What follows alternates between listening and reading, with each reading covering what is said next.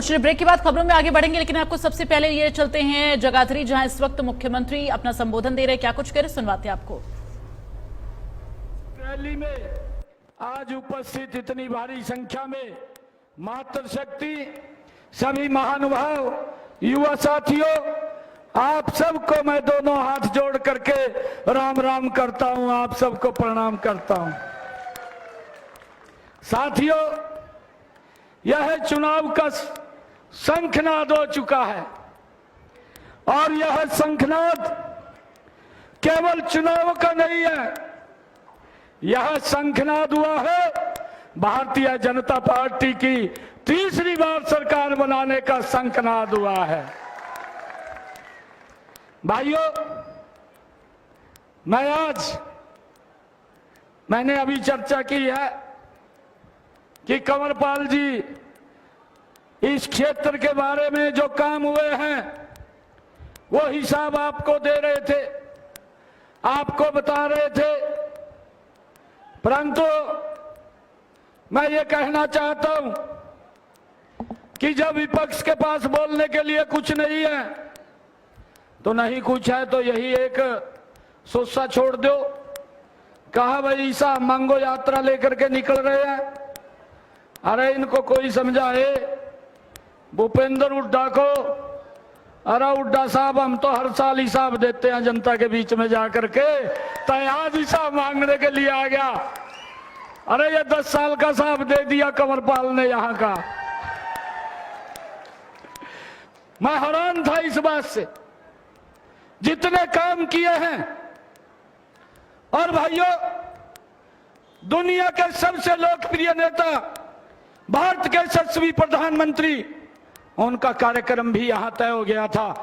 हमने सारी की सारी उसका टेंडर भी हो गया। आदरणीय प्रधानमंत्री जी ने उसका शिलान्यास करना था। हमारे यहां पर जो ये थर्मल पावर लग रहा है 7,000 करोड़ रुपए का, हमने उसका शिलान्यास आदरणीय प्रधानमंत्री जी से करवाना था। ये आचार संहिता लग गई तुरंत, उसकी सारी की सारी तैयारी है।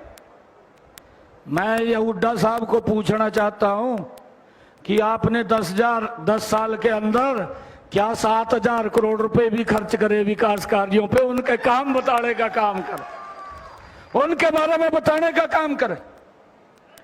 ये हिसाब मांगते, अरे जिनकी बही खाते खराब है, जिनकी बही पटी पड़ी है और जिन्होंने अपने कागज जलाए दिए, भाइयों हिसाब मांगते फिर रहे हैं। बापू बेटा घूम रहे हैं दोनों, और कोई नहीं है, बापू बेटा है। शैलजा की रणदीप सिंह की जो लड़ाई है वो लड़ाई वैसी नहीं है, लड़ाई उनकी है। कहा यो अपने आप खा जा, कहा अपने आप जिम जा, मनु धंधा नहीं है, कहा कुछ। ये इसकी लड़ाई है इनकी, और ये लड़ाई बांटने की है कांग्रेस की। और इसी कारण से 2 गुट बने हैं, ये सुरजेवाला और कुमारी शैलजा, और एक तरफ बापू बेटा, एक तरफ ये सुरजेवाला और शैलजा। इनकी लड़ाई बांटने खाने की है, बाकी कोई लड़ाई नहीं है कि हम सत्ता के अंदर आएंगे। सपने देखते हैं, ये सपने देख रहे हैं कि हम सत्ता में आएंगे और लोगों का जो उनकी मेहनत की कमाई है उसको भ्रष्टाचार के रूप में जेब में डालने का काम करेंगे। इसके सपने देखते हैं, परंतु हमारी 10 वर्ष की सरकार ने उस भ्रष्टाचार के ऊपर एक गहरी चोट की है, और जब उसके ऊपर गहरी चोट हुई है तो इनका पेट खराब हो गया है कि भाई हमारा क्या बनेगा इब्जा, इनका कुछ बनने वाला नहीं है।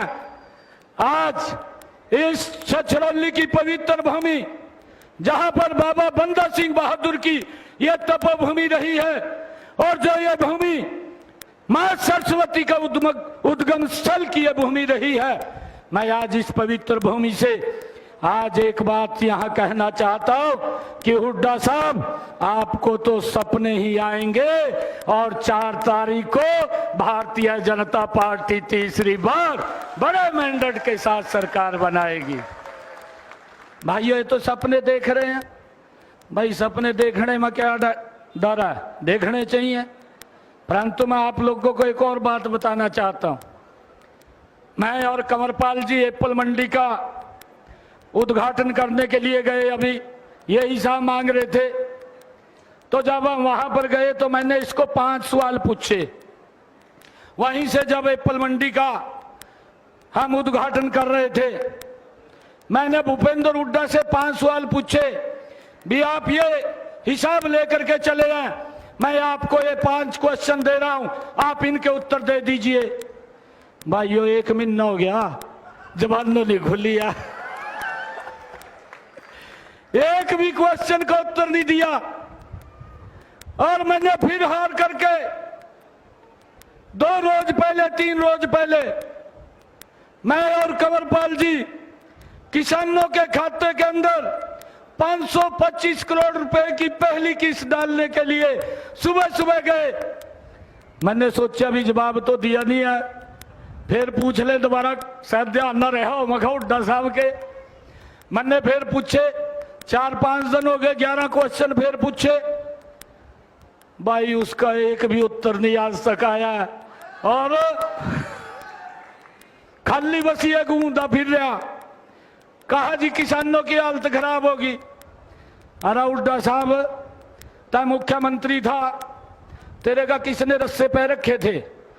अरे तेरी केंद्र में भी सरकार थी, केंद्र में खड़ी सरकार थी, दोनों सरकारें आपकी थी, आप उस कमेटी के चेयरमैन थे जिस स्वामीनाथन ने कहा था कि किसान की आय डबल होनी चाहिए।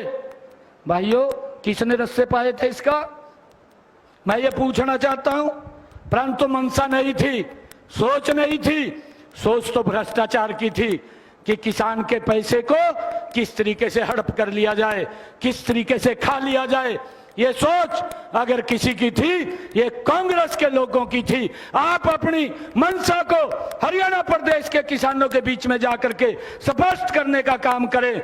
भाइयों ये झूठ बोलने का काम मत करें कि आपने क्या किया क्या नहीं किया, इसको पूरा प्रदेश जानता है।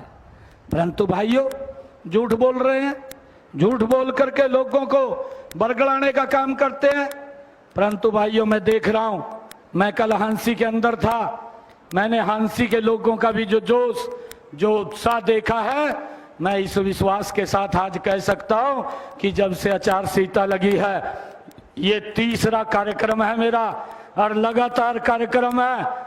हरियाणा प्रदेश के अंदर कांग्रेस कहीं दिखाई नहीं दे रही, भारतीय जनता पार्टी बहुत बड़े मैंडेट के साथ 3री बार सरकार बना रही है। भाइयों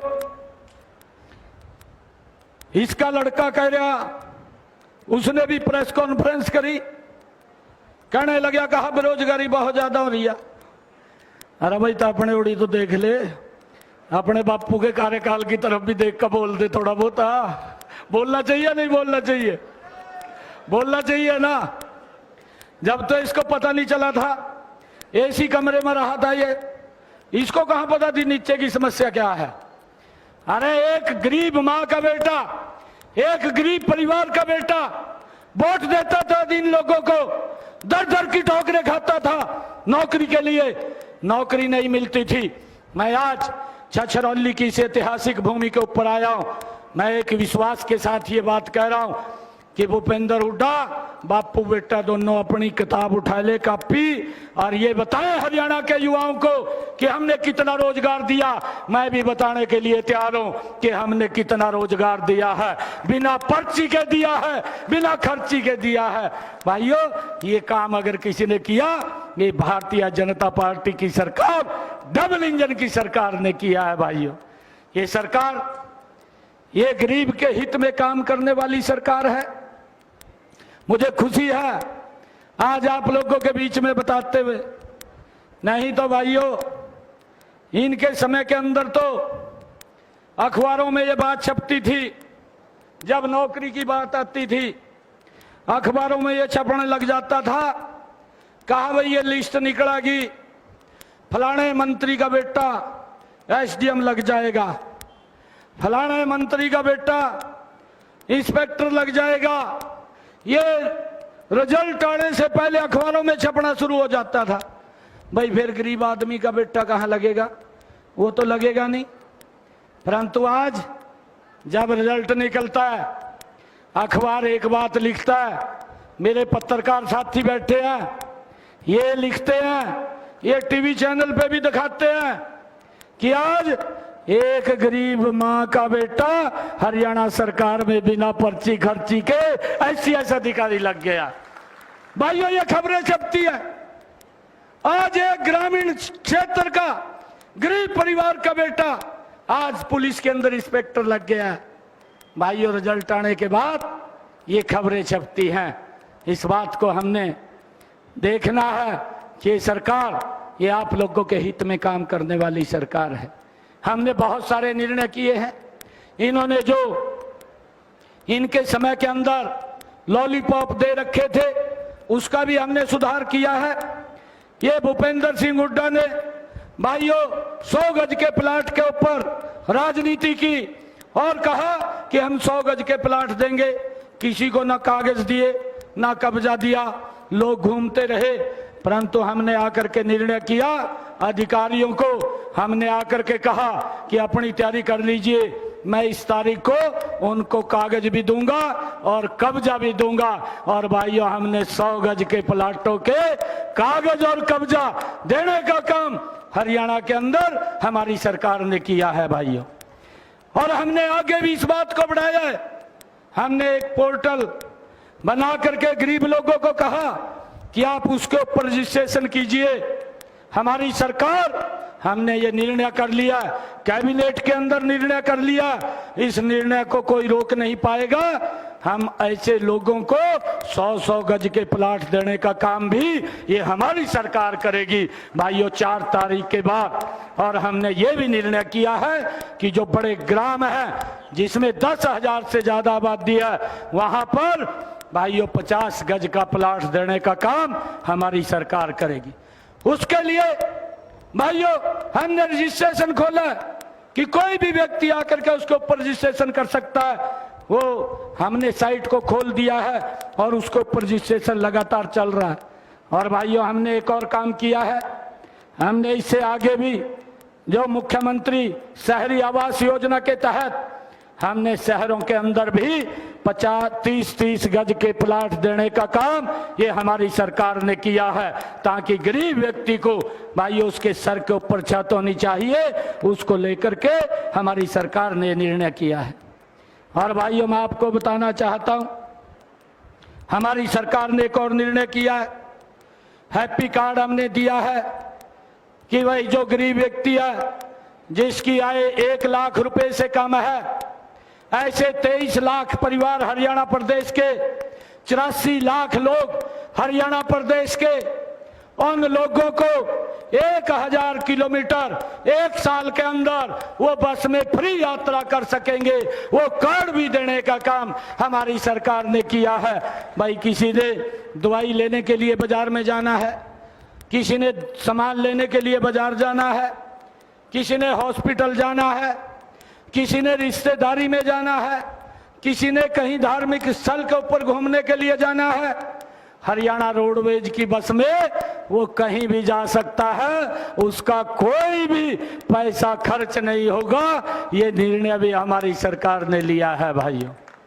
और मुझे ये खुशी है बताते हुए कि ये भूपेंद्र सिंह हुड्डा बोल रहा है, ये झूठ के गोले छोड़ता घूम रहा, ये सवेरे उठ जा, ये राहुल गांधी के पास फोन करता है, राहुल गांधी नवा उसको एक शगुफा दे देता है और वो सवेरे लग जाता है और उसको फलाने में काम करता है, इधर उधर घूमता रहता है। और घूमते तो कहता है, कहा जी मैं 6000 रुपये पेंशन कर दूंगा। भाई, मैं आज छछरौली की सरदारी के बीच में आया हूं, मैं आज उसको पूछना चाहता हूं, भूपेंद्र हुड्डा को, आप 10 वर्ष हरियाणा प्रदेश के मुख्यमंत्री रहे, अरे 10 वर्षों में बुजुर्गों को कितनी पेंशन दिया करता था? मैं आज आपसे पूछना चाहता हूं। मेरे पत्रकार साथी बैठे हैं, ये लाइव चल रहा है, मैं आज इसके माध्यम से पूछ रहा हूं, अरे 10 वर्षों के अंदर भूपेंद्र हुड्डा बुजुर्गों को जो पैसा देता था वो 500 रुपया देता था, और जब 2014 के अंदर इसको लगने लगा कि भाई सरकार जा रही है, मैंने बहुत भ्रष्टाचार कर लिया है, और जाते जाते बोल गया कि भाई मैं इसको 1000 रुपये दूंगा, परंतु दिए नहीं। मैं आज ये बात कह रहा हूं, भूपेंद्र हुड्डा ने वो 1000 रुपये भी नहीं दिया। वो 1000 रुपया बढ़ाने का जो काम अगर किसी ने किया था वो हमारी सरकार ने, भारतीय जनता पार्टी की सरकार ने किया था। और मुझे ये खुशी है आज आप लोगों के बीच में बताते हुए कि लगातार हमने बुजुर्गों के इस सम्मान भत्ते को बढ़ाने का काम किया। आज हरियाणा के अंदर बुजुर्गों को पूरे देश में सबसे ज्यादा अगर सम्मान भत्ता कोई सरकार दे रही है तो भारतीय जनता पार्टी की सरकार हरियाणा के अंदर 3000 रुपए देने का काम हमारी सरकार ने किया है। भाइयों, ये तो झूठ बोलते हैं, झूठ बोल करके चले जाते हैं, परंतु हमारी सरकार ने बुजुर्गों के सम्मान के अंदर ये कार्य किया है। और इससे आगे भी मैं बताना चाहता हूं, भाइयों, बुजुर्गों को पेंशन बनवाने के लिए दफ्तरों के चक्कर काटने पड़ते थे, 6-6 महीने घूमते रहते थे, और फिर वहां से जो कर्मचारी बैठा होता था वो कह देता, कहा ताऊ पेंशन लगा दूंगा तेरी, कहा 3-1 महीने वाली मेरे जेब में पैदे, कहा पैसे मांग लेता, और वो बुजुर्ग भी कह देता, कहा कोई बात नहीं चल लगवा दे, कहा 3 महीने वाली पेंशन 5-6 हजार रुपए उसके सुपुर्द कर देता भाई, तब जाकर के पेंशन लगती थी। परंतु हमारी सरकार ने इस सिस्टम को ठीक किया। आज किसी बुजुर्ग को किसी दफ्तर में जाने की जरूरत नहीं है, किसी अधिकारी के चक्कर काटने की जरूरत नहीं है। आज हरियाणा प्रदेश के अंदर भाइयों 3,23,000 ऐसे बुजुर्ग हैं जिनकी ऑटोमेटिक पेंशन लग करके उसके घर के ऊपर आ गई, उसको कहीं जाना नहीं पड़ा। भाइयों, ये सिस्टम से इसके अंदर सुधार अगर किसी ने किया, ये हमारी सरकार ने किया है। भाइयों, इस बात का भी मुझे बड़ी खुशी है।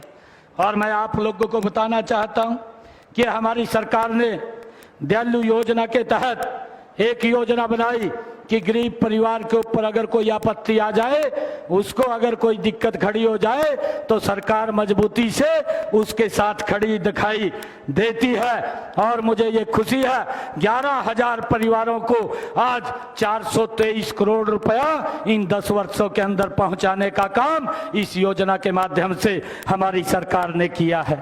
भाइयों, मुझे ये भी खुशी है आज आप लोगों के बीच में बताते हुए कि हमारी सरकार ने जिन परिवारों की आय 1,80,000 रुपए से कम है, ऐसे परिवारों को आयुष्मान कार्ड, चिरायु कार्ड के माध्यम से 5 लाख रुपए की राशि उसको इलाज कराने के लिए देने का काम अगर कोई सरकार कर रही है वो हमारी सरकार कर रही है। आज गरीब व्यक्ति को ये चिंता नहीं है कि अगर दुर्घटनावश कोई बीमारी आ जाती है तो उसको इलाज के लिए किसी की तरफ देखना पड़ेगा।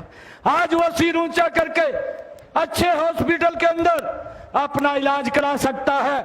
मुझे खुशी है आप लोगों को बताते हुए कि इस योजना के माध्यम से हमारी सरकार ने भाइयों जो पैसा दिया है, ऐसे 15,54,000 लोगों ने अपना इलाज कराया। और इसके एवज के अंदर हमारे हरियाणा के अंदर 2,173 करोड़ रुपए का उन लोगों को लाभ देने का काम ये हमारी सरकार ने भाइयों इन 10 वर्षों के अंदर किया है। भाइयों, ये लोगों के हित के अंदर एक एक फैसला ये सरकार मजबूती से। ये बड़ी खबर, जगाधरी में मुख्यमंत्री नायब सिंह सैनी का बड़ा बयान उन्होंने दिया है।